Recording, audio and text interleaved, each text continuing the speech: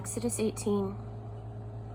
Jethro, priest of Midian and father-in-law to Moses, heard the report of all that God had done for Moses and Israel, his people, the news that God had delivered Israel from Egypt. Jethro, Moses' father-in-law, had taken in Zipporah, Moses' wife, who had been sent back home, and her 2 sons. The name of the one was Gershon, which means sojourner, for he had said, I am a sojourner in a foreign land. And the name of the other was Eliezer, which means God's help, because the God of my father is my help, and he saved me from death by Pharaoh. Jethro, which Moses' father-in-law, brought Moses, his sons, and his wife there in the wilderness where he was camped at the mountain of God. He had sent a message ahead to Moses, I, your father-in-law, am coming to you with your wife and 2 sons. Moses went out to welcome his father-in-law. He bowed to him and kissed him. Each asked the other how things had been with him. Then they went into the tent. Excuse me.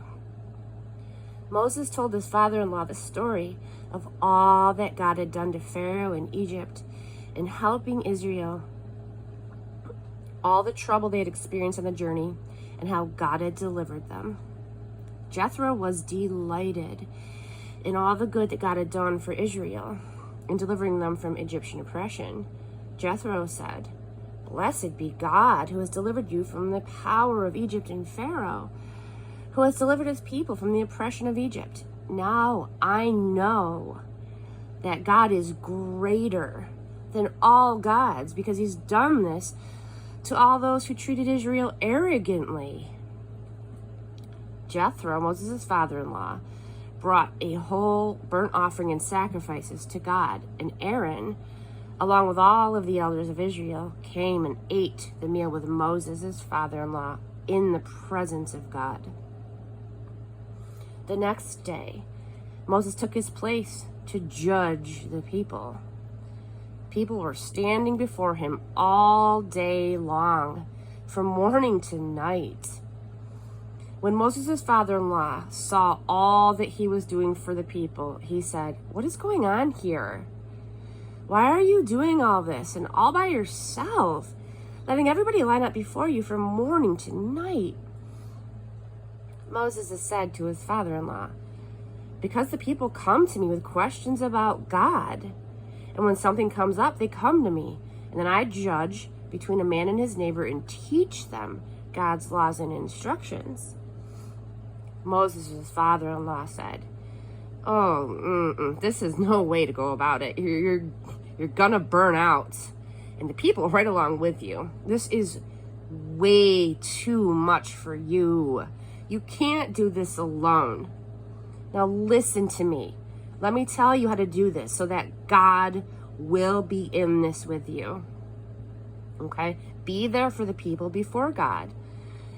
But let the matters of concern be presented to God.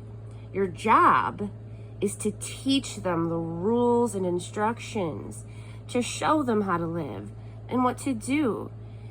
And then you need to keep a sharp eye out for competent men, men who fear God, men of integrity, men who are incorruptible. And then appoint them as leaders over groups, organized by the 1,000, by the 100, by 50, and by 10. They'll be responsible for the everyday work of judging among the people. They'll bring the hard cases to you, but in the routine cases, they'll be the judges. They will share your load, and that will make it easier for you. If you handle the work this way, you'll have the strength to carry out whatever God commands you, and the people in their settings will flourish also. So Moses listened to the counsel of his father-in-law, and he did everything he said. Moses picked competent men from all Israel, and he set them as leaders over the people who were organized by the 1,000, by the 100, by 50, and by 10. and they took over the everyday work of judging among the people. They brought the hard cases to Moses, but in the routine cases, they were the judges. Then Moses said goodbye to his father-in-law, who went home to his own country.